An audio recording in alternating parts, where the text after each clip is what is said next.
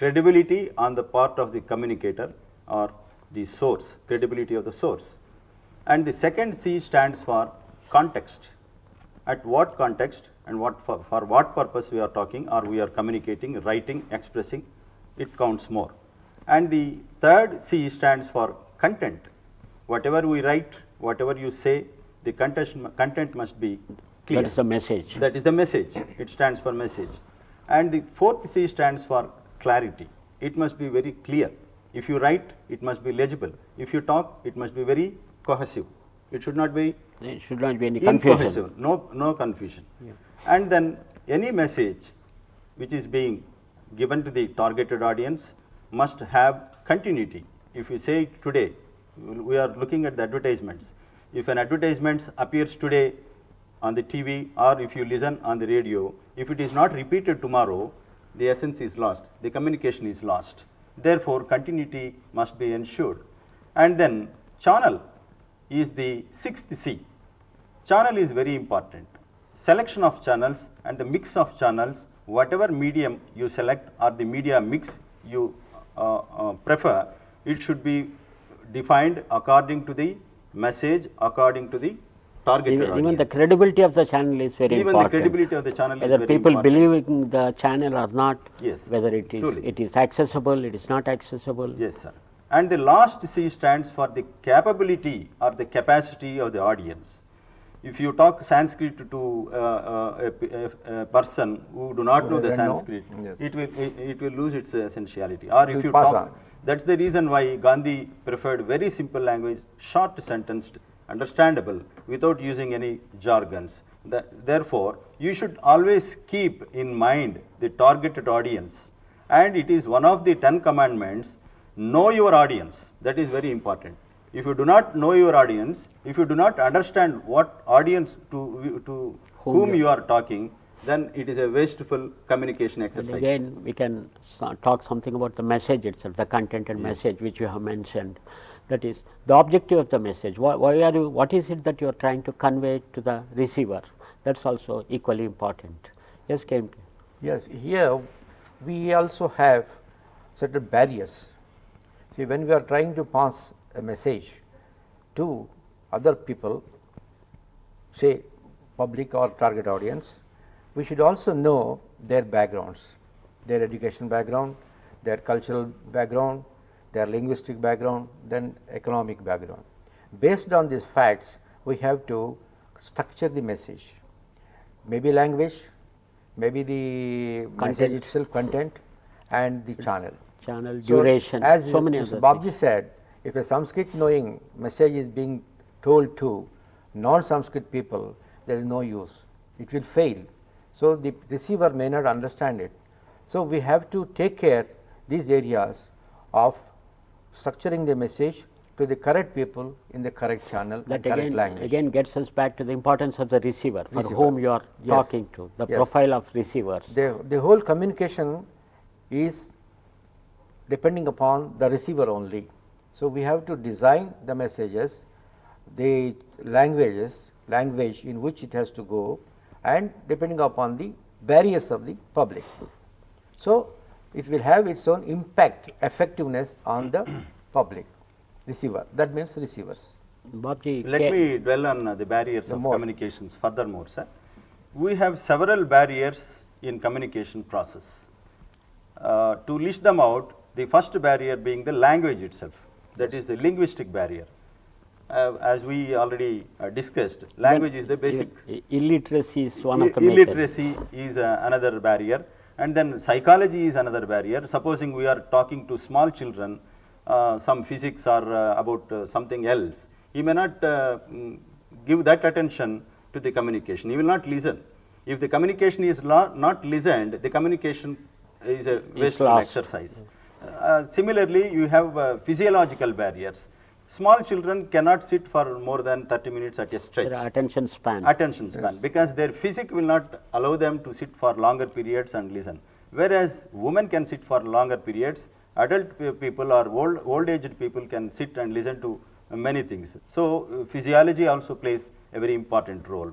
And then regionalism, and it comes sub-regionalism, because India, for every 50 kilometers, the diction of the word changes even within the same language. That is the problem. Diversified languages, diversified cultures, and then languages.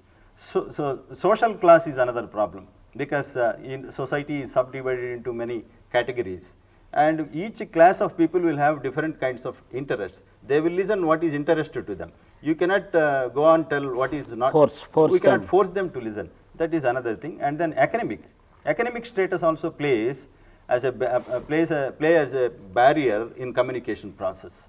And then as we said, illiteracy. And then this apart, we have the problem of reach and access to the channels of communication, be it media, be it print medium or electronic medium, radio or TV, whatever it is. These are all the barriers, and furthermore barriers are also there which are minor in nature, but these are the major barriers in a vast communication. country like ours, which Yes. is both hilly, desert, cool, hot, everything. The weather differs, everything. Yeah, KMK. When we are talking about the reach, we also have very important barrier is literacy. See, any communication can be designed or sent out, but it has to the goal is to reach it. And literacy, when you talk about literacy, all the print medium can go, but when you talk about illiteracy, we have to depend upon the either a visual medium or audiovisual medium. So thereby, in olden days, we used to have lot of audiovisual, like even Harikada or Purakada, like that. Though print medium is very difficult nowadays, but print medium also has lot of reach, and more reach is in audiovisual, especially in radio. And it can go, as you said, hilly areas, it can go in even seas, it can anywhere, anywhere it can reach. Once it has got a as you said, the signals are available in most of the areas, yes. or at some places they are not available. That's okay. no, But the as spread, even the All India radio has spread now, FM radios have spread, the reach is now more. yeah, that's true. But again, it gets us back to what Babji has said about the economic condition.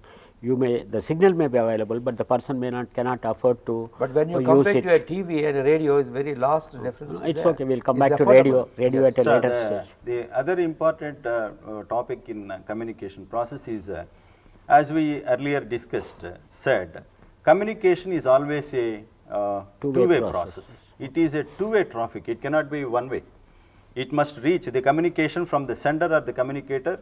It should reach the receiver, and some amount of response, reaction in the form of feedback, it should come back to the communicator, so that the communicator modifies his communication skills, modifies his content, modifies or alters his channels, and everything is dependent on the targeted audience to whom you communicate. And there is always a confusion in two terms by the students, like the two-way communication and the two-step flow of communication. Two-way communication is from communicator to the receiver and receiver to the communicator, whereas two-step flow of communication means the communication first reaches to a level of people. Opinion leaders. They are called opinion leaders. First the communication will reach, or the opinion leaders will have the access to the media source, and then that is called one step. The second step is from the opinion leaders, it will go to the actual consumers of the communication, the message, whatever it is. For example, these first step constitute the village sarpanch in a village.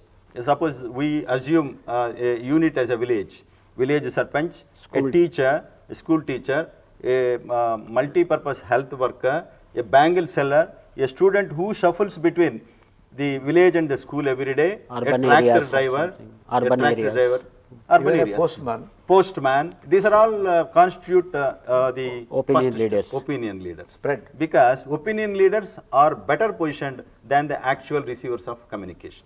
Better position in both Yes, socially, understanding, economically, receiving, linguistically, and even socially. They are better positioned in disseminating the information. Receiving and disseminating. Receiving. Receiving is also important. Without receiving, Sometimes they add also their opinions. yeah, that's the danger of it. Yeah, They interpret it. So the crux of communication is in the identification of the receivers. We, in public relations parlance, we call them as targeted audience. Target publics. There is targeted publics.